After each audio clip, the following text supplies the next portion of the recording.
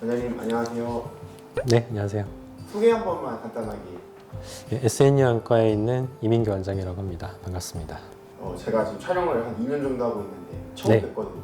어떻게 여기로 오시게 됐는지. 아, 그런 거 말씀드려야 되나요? 뭐 정혜성 원장님과 어떤 관계라든가. 전에 그 삼성서울병원에 있을 때 정의상 원장님이 교수님이셨고 제가 이제 전공이었고 이제 그때 인연이 있었고 어떻게 하다 오게 됐습니다. 어떻게 했는지 얘기할 수는 없고. 네. 차를 네. 구매할 때도 여러 가지 옵션이 나눠져 있잖아요.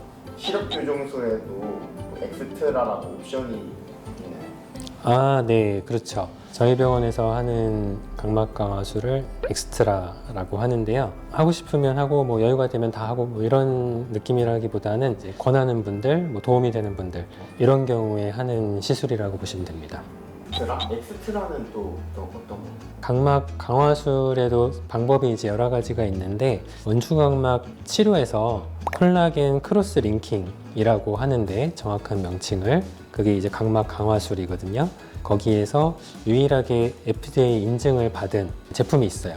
그게 이제 아베드로라는 회사에서 만든 제제인데 그 회사에서 각각의 그 성분 농도나 조합을 좀 다르게 해서 그 리보플라빈 제제를 개발을 해놓은 게 있고 그 제품이 엑스트라라고 합니다. 시력 교정 수술을 하면서 각막 강화술을 할 때 엑스트라라고 이제 부르게 되는 거죠. 각막 강화술이 필요한 이유는 어떤 이유예요? 보통은 이제 고도근시로 절상량이 많은 경우에 보통 필요하고요. 각막이 얇다든지 아니면은 각막에 비대칭이 있다든지 각막 모양에 따라서 또 필요한 경우가 있습니다. 시력 교정 수술에 각막 강화술을 붙여서 새로운 수술인 것처럼 다른 이름으로 이렇게 얘기를 하는 경우도 있는데 좀 정확히 말하면 시력 교정 수술을 하면서 추가로 하게 되는 그런 시술입니다.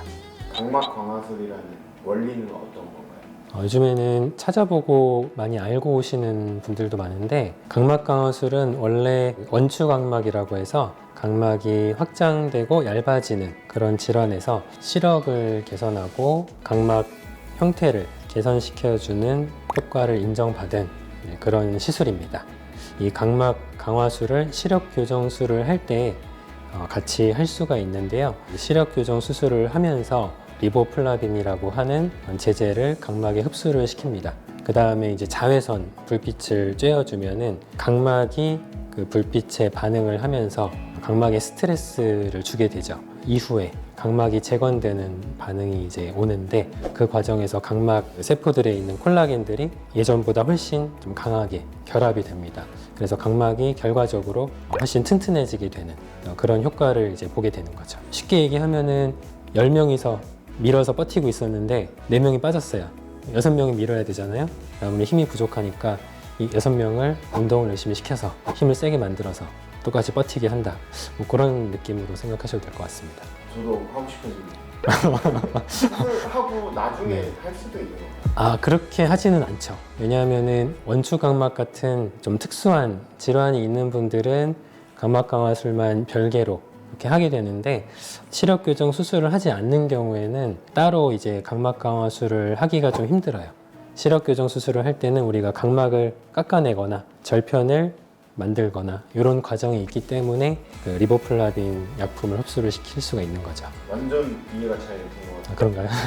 이제야 이해가 된 것 같아요. 다행이네요. 네. 필요하지 않은 눈이 각막 강화술을 하면 어떻게 되나요? 뭐 그런다고 문제가 되진 않죠. 문제가 되지는 않는데 아주 드물게는 각막에 혼탁이 미세하게 생긴다든지 수술 후에 염증이 미세하게 생긴다든지 드물게 그런 경우가 있을 순 있어서 의료진들이 권유를 하는 경우에 그런 분들이 해주시면 되겠습니다.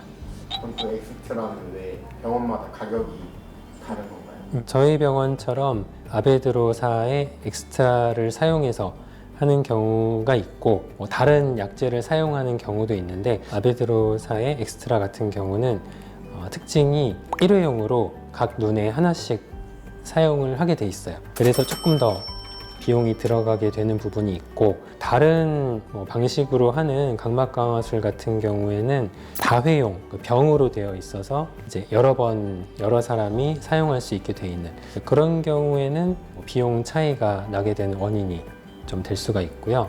여러 번 다용으로 사용하는 경우에는 아무래도 약재가 좀 오염이 되거나 성분이 좀 변질이 되거나 드물겠지만 감염의 위험성이 좀 있을 수 있기 때문에 그런 면에서도 저희가 사용하는 그 아베드로사의 엑스트라 이런 방식의 각막 강화술이 좀 더 낫다고 볼 수 있겠습니다. 필요 없어도 막꼭 권하는 병원들이 그런 네. 각막 강화술이란 건 안과에서 하는 상술인가요? 실제 그런 병원이 있는지 모르겠는데 별 도움이 안 되는데 모든 사람한테 다 권한다. 그러면 진짜 그거는 상술이겠죠. 여러 가지 이제 연구들에서 시력 교정 수술 후에 시력을 이제 유지하고 근시 퇴행이나 각막 확장 이런 것들을 좀 예방하는 효과가 있다.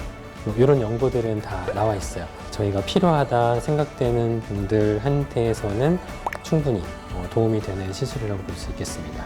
각막 강화술을 아예 안 하는 원장님도 계시고 권하지 않는 원장님도 계시거든요. 그런 이유는 뭘까요? 병원마다 내지는 의사들마다 견해가 다를 수는 있죠. 시력 교정 수술을 하면서 하는 각막 강화술은 나중에 생길 수 있는 어떤 합병증이나 그리고 문제를 예방하기 위해서 하는 거기 때문에 병을 치료하는 게 아니다 해서 안 하시는 분도 있을 수는 있을 것 같아요.